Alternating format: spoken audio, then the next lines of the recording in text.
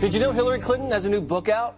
The failed presidential candidate is embarking on a massive promotional campaign for her memoir of the 2016 election, where she's again blaming everything from James Comey to the Russians to sexism for her loss. And she's again condemning the so-called deplorables for President Trump's triumph. He was willing to play, let's not forget, Islamophobic politics, homophobic politics, sexist politics. I mean, he hit every single area of resentment and grievance that people were feeling. And his racism, which was endemic to his campaign, wasn't subtle at all. She's also refusing to accept blame for being on the wrong end of the biggest political upset in decades.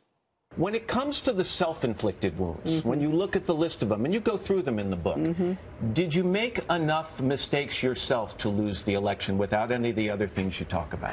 Well, I will say no, Matt. I don't think that will surprise you. All right. So, Kimberly, remember when President Obama, or then Senator, said, Hillary, you're likable enough? Apparently he was wrong about that, too. Aw. Don't make me feel sorry for her for 5 seconds there. I kind of do. But here's what's interesting. She's actually doing a better job of promoting this book and being far more fascinating and interesting than she ever was as a presidential candidate. Certainly, God bless, because she was the first female to run like she did, the whole deal. I give her credit and props for that. But now it's all of a sudden Hillary actually is somebody that everyone's talking about, the contents of the book, because she is being pretty forthright and pretty transparent, talking about everything and all the reasons why and how the whole, kill list of everybody that's wronged her or poorly advised her, everyone, who's responsible. I think Hannity had last night the 32 new, reasons why she lost. That's right. The election. But, obviously she's mad at, there's broke up with Matt Lauer. I don't know. There's no love lost there. That's true. They had such a good thing going. Juan, I feel like she's not in touch with reality, Hillary Clinton, and I feel bad for her, but that's probably why she lost the election. Why do you think she's not in touch with reality? I mean, because she's blaming everything under the sun for her loss except her own performance. Well, I think her performance is part of it. I really still think that there wasn't a great campaign and she wasn't a great candidate. But that's not to say that that's the reason she lost. I mean, she's in the book and in the interviews that she's been doing, she's been quite specific about the impact of Comey's decision just days before the election to restart this investigation, its impact on women voters in Philadelphia suburbs. And, she's not making up the numbers. Those are analytics done by other people that show she took a steep drop once Comey came back and introduced the idea that, this investigation, this email stuff, is never going to stop. Well, she did put the emails on a private server, so ultimately it's her responsibility. You know what? There's nothing charming there. The counter to this, interestingly, from your perspective, Jesse, is that it was us at Fox and Fox Business who focused so heavily on the emails. But guess what? It wasn't the swing voters and it wasn't the Democrats who went over to Trump. I mean, so I don't know that you can blame it, but she feels like there was unnecessary attention to what otherwise would have been a small topic. Yes.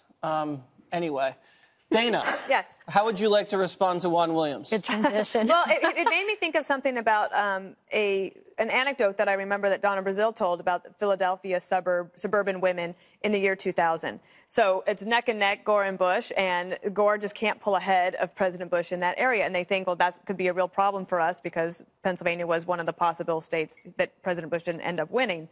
But when they do the focus group a week before the election, they ask a basic question.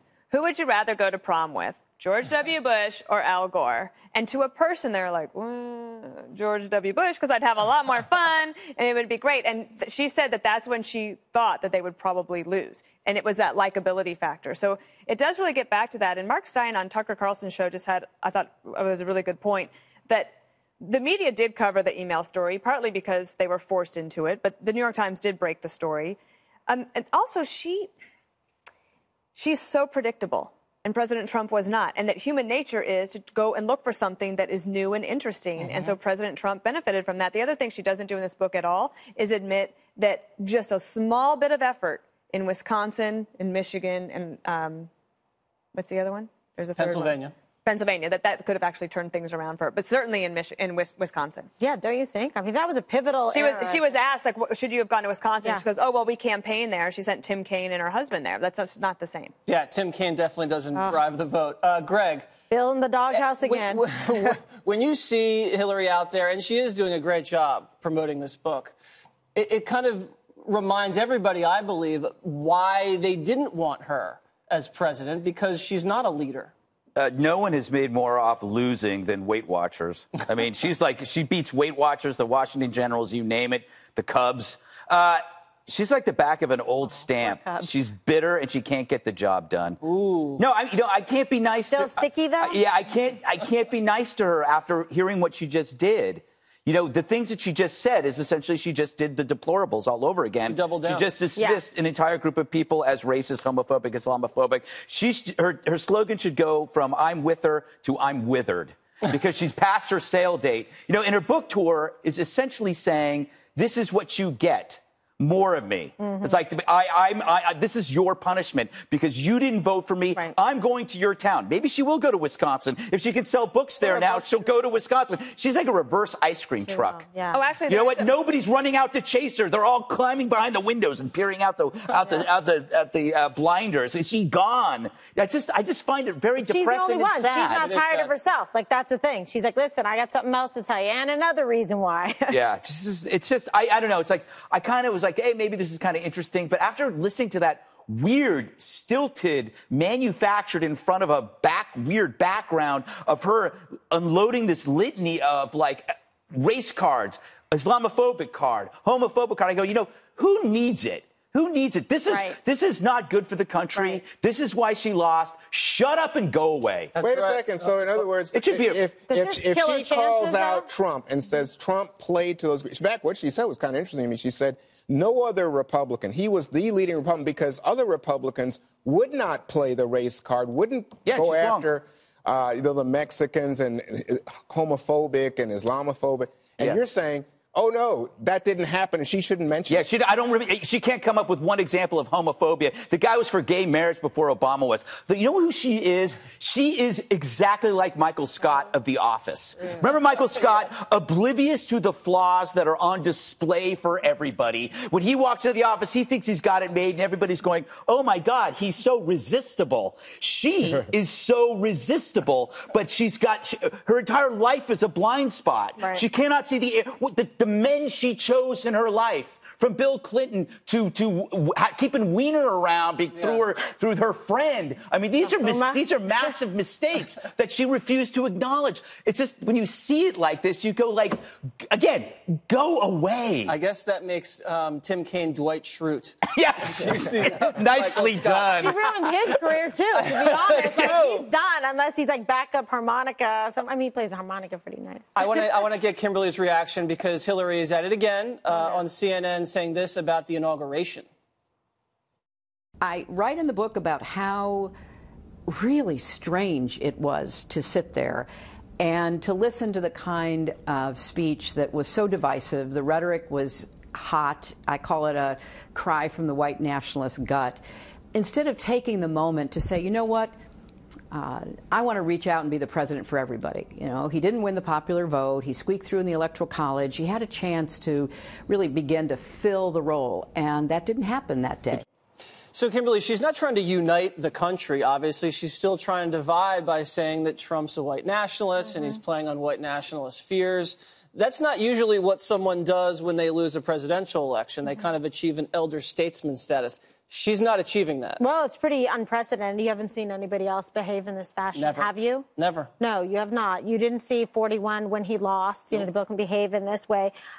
So it really just tells you a lot. Gore didn't behave like this? I mean, he's a little climate freak. But She is a first. This is a first. But it's true, but it's very bad. If anybody's deplorable, it's her behavior and conduct. And I really think so. I don't think that it's setting a good example. She should be dignified and say, okay, it did not work out. I tried very hard. And I don't know if she thinks she's ingratiating herself to people by being divisive like this and actually just really perpetuating a false narrative by trying to say that the president is a white nationalist. I mean, we were all there for that. We were there for his inaugural address. And, I didn't hear it like that. And I just think it's too much of a far stretch. She loses credibility by trying to tell us what to think and change actually the narrative. You know what hurts me is I think a lot of people did hear that, Kimberly. And so it's not just Mrs. Clinton.